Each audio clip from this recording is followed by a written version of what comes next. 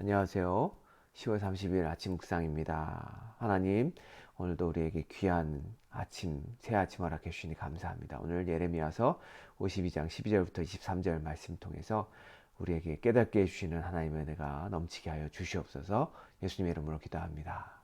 자, 오늘 본문은 유다 백성들이 절대 허물어지고 회파될 거라 상상하지 못했던 하나님의 성전이 회파되고 예루살렘 성이 파괴되는 장면이 기록되어 있습니다. 그들은 자신들을 선택받은 선민이요 언약 백성으로 여기며 지내왔습니다.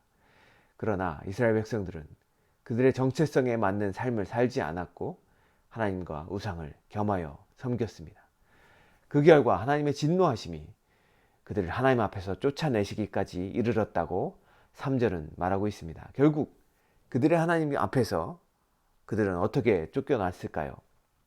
어제는 그들의 왕이었던 시드기야가 어떻게 비참한 그러한 인생을 마무리를 맞이하게 되었는지 우리는 함께 살펴보았습니다. 그리고 오늘 본문 12절부터 15절까지는 느부갓네살 왕의 사령관 느부사라단이 어떻게 예루살렘을 멸망시키는지 자세하게 소개하고 있습니다. 13절 읽겠습니다. 여호와의 성전과 왕궁을 불사르고 예루살렘의 모든 집과 고관들의 집까지 불살랐으며 사령관들을 따르는 갈대아 사람의 모든 군대가 예루살렘 사면 성벽을 헐었더라. 사령관 느부사라단이 백성 중 가난한 자와 성중에 남아있는 백성과 바벨론 왕에게 항복한 자와 무리의 남은 자들을 사로잡아 갔고, 52장에 일어난 이러한 일들은 사실 하나님의 선택받은 언약 백성들에게는 절대로 일어나서는 안 되는 일이었습니다. 어찌 하나님의 임재와 언약 백성의 상징인 성전이 파괴될 수 있겠습니까? 어찌 하나님의 마음에 합한 다윗과 그 왕조의 수도인 예루살렘이 파괴될 수 있겠습니까? 어찌 아브라함의 자손인 그들이 약속의 땅에서 쫓겨나 포로로 잡혀갈 수 있겠습니까? 예루살렘 백성들은 이러한 일들은 절대로 그들에게 일어나지 않을 거라고 생각했습니다. 그러면서 그들은 거짓 믿음과 우상 숭배에 빠져서 그러한 죄를 회개하지 않았습니다. 그렇게 이율배반적인 상태에 빠진 이스라엘 백성들이 구원받을 수 있는 유일한 길은 무엇이었을까요? 그것은 그들이 절대로 뺏길 수 없을 것이라고 여겼던 것들이 빼앗겨지고 절대로 일어날 수 없을 것이라고 생각했던 일들이 일어날 때에만 그들은 정신 차리게 된다는 것이었습니다. 하나님은 그렇게 허탄한 믿음과 선민의식 속에 망가져 있는 당신의 백성들을 구원하시기 위해서 바벨론을 보내셔서 예루살렘을 멸망시키셨던 것입니다. 그들은 그렇게 허상에 빠져 있어서 하나님을 온전하게 믿지 못하고 있었기에 하나님은 이러한 방법으로 극약 처방을 내리셔서 이스라엘 백성들을 회복하셨던 것입니다. 사랑하는 성도 여러분, 혹시 우리의 모습은 어떻습니까? 우리도 유다 백성처럼 그렇게 잘못된 신앙생활에 빠져 있지는 않으십니까? 하나님이 나를 구원하셨으니 이제 나는 괜찮다 생각하며 나는 무슨 잘못을 저질러도 하나님이 나를 용서하실 거라 그렇게 믿으며 하나님을 두려워하지 않고 헛된 믿음과 그렇게 어리석은 신앙생활을 자만하며 하지는 않으시나요? 하나님은 그런 우리의 모습을 그냥 두고 보시지는 않으십니다. 왜냐하면 우리는 하나님의 백성이고 그분의 자녀이기 때문입니다. 자녀가 잘못된 습관을 형성하고 있는데 그걸 가만 보고 있는 부모님이 어디 있겠습니까? 때리고 채찍질 해서라도 바로잡는 것이 참된 부모이지요. 우리 하나님은 그러한 참된 아버지이십니다. 혹시 우리에게 그러한 잘못된 신앙으로 인해서 하나님의 징벌이 있고 징계가 있다고 한다면 그것을 생각하면서 우리의 잘못된 신앙을 바로잡고 하나님 앞에 겸손하게 나아가시는 우리 귀한 성도님들이 되시길 바랍니다.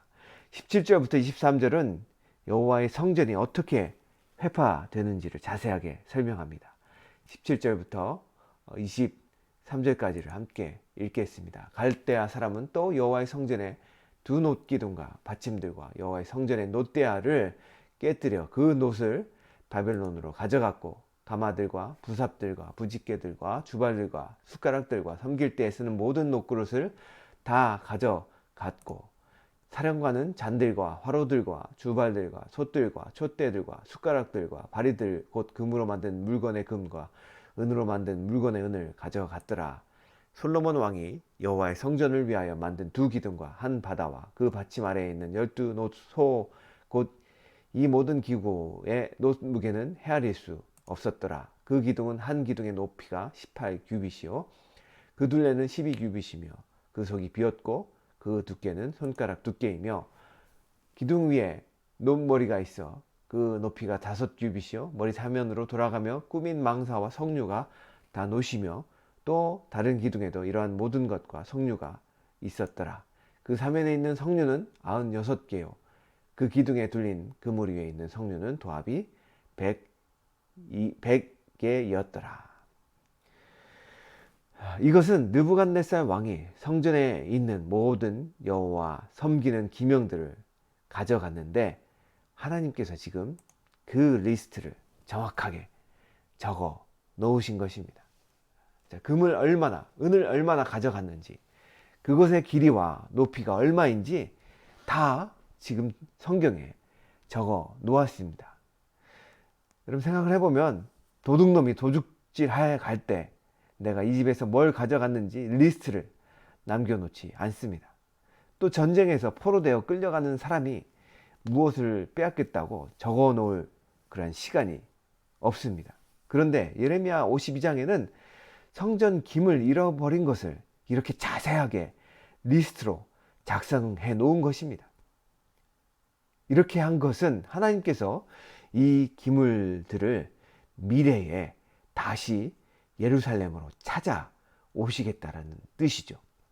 하나님께서는 이미 예레미야서 27장 21절부터 22절의 말씀을 통해서 그러한 뜻을 전하고 계십니다. 만군의 여호와 이스라엘 하나님께서 여호와의 성전과 유다의 왕의 궁전과 예루살렘에 남아있는 그 기구에 대하여 이와 같이 말씀하셨느니라. 그것들이 바벨론으로 옮겨지고 내가 이것을 돌보는 날까지 거기에 있을 것이니라. 그 후에 내가 그것을 올려와 이곳에 그것들을 되돌려 두리라. 여호와의 말씀이니라. 자, 느부갓네살이 하나님을 섬기는 기명들을 가져갔지만 그것은 잠시 그곳에 맡겨두는 것뿐이었고 하나님께서 그들을 유다 백성들을 포로에서 70년 후에 다시 돌이킬 때에 그 성전 기물도 남김없이 다 돌아오게 하시겠다는 말씀이십니다. 다니엘서 보면 바벨론을 통치하던 벨사살이 하나님의 성전 기구를 가지고 술을 마시는 장면이 나옵니다. 그러자 그날 밤 그 벨사살 앞에 손가락이 나타나죠. 그리고 메네메네 대개 우르바신이라는 글을 기록합니다. 이것은 왕이 저울에 달려서 부족함이 배었다. 하나님이 이미 왕의 나라의 시대를 세워서 그것을 끝나게 하셨다는 뜻입니다. 벨사살은 하나님을 섬기는 그릇으로 술을 마시다가 그날 밤에 죽었습니다. 그런데 에스라 1장 7절에 보면 고레스 왕이 또 여호와의 전 기명을 꺼내니 옛적에 느부갓네살이 예루살렘에서 옮겨다가 자기 신들의 당에 두었던 것이라고 기록하면서 주전 539년에 페르시아 왕 고레스가 바벨론을 멸망시키고 그리고 유다 백성은 예루살렘으로 돌아가라고 이렇게 칙령을 내리면서 느부갓네살 왕이 가져왔던 예루살렘 성전 그릇들을 다 가져가라고 그렇게 말하는 장면이 나옵니다. 결국 느부갓네살이 예루살렘에서 빼앗아 왔던 것들은 하나도 남김없이 다시 예루살렘으로 돌아가게 되었습니다. 자, 이렇게 빼앗긴 성전 기물을 자세하게 기록한 것에는 하나님이 유다 백성을 다시 포로에서 해방시켜 고토로 돌아오게 하시려는 하나님의 은혜가 암시되어 있습니다. 애굽의 포로에서 이스라엘을 해방시킨 것처럼 유다 백성들이 바벨론 포로에서 해방되게 하실 것이라는 것을 이 기명들을, 이 성전의 기물들을 자세하게 기록함으로 우리에게 암시해 주고 있다는 것입니다. 그리고 이 모든 것들이 다시 돌아오는 것처럼 하나님의 은혜로 이 모든 백성들이 다시 돌아올 것이라는 것입니다. 하나님은 하나님의 것을 절대 잊어버리지 않으십니다. 하나님의 뜻이 있어서 그들을 포로로 가게 만드셨지만 하나님은 하나님의 것을 다시 되찾아 오십니다. 우리가 죄와 지옥으로부터 해방되어 구원받은 것도 우리의 능력이 되는 것이 능력 때문이 아니라 그것은 100% 하나님의 은혜였습니다. 그리고 우리를 지금 하나님의 소유로 삼으셨습니다. 따라서 하나님은 하나님의 것을 그 어떤 것으로부터 빼앗기지 않으십니다. 하나님은 하나님의 능력으로 그것을 다시 되찾아 오십니다. 혹시나 우리가 잘못된 길로 들어섰고 혹시나 우리가 하나님 보시기에 악한 길로 어리석은 길로 들어섰을지라도 하나님은 하나님 우리를 징계하시고 우리를 하나님의 방법으로 그렇게 책망하시고 채찍질 하실지라도 하나님은 반드시 우리를 되돌리키시고 회복하신다는 것입니다. 오늘 말씀을 통해서 우리는 히브리서 12장 6절과 8절의 말씀을 생각해 보았으면 좋겠습니다. 6절입니다. 주께서 그 사랑하시는 자를 징계하시고 그가 받아들이는 아들마다 채찍질 하심이라 하였으니 너희가 참음은 징계를 받기 위함이라. 하나님이 아들과 같이 너희를 대우하시나니 어찌 아버지가 징계하지 않는 이 아들이 있으리요. 징계는 다 받는 것이거늘 너희에게 없으면 사생자요 친아들이 아니니라. 하나님은 우리를 아들로 삼으셨고 친아들이기 때문에 우리를 징계하시며 채찍질하십니다. 오늘도 자녀인 우리를 사랑하셔서 잘못된 길로 갈 때 징계하시는 하나님 아버지의 사랑과 마음을 생각하면서 겸손히 신앙의 자리를 굳건히 지키시는 우리 귀한 성도님들이 되시기를 주님의 이름으로 간절히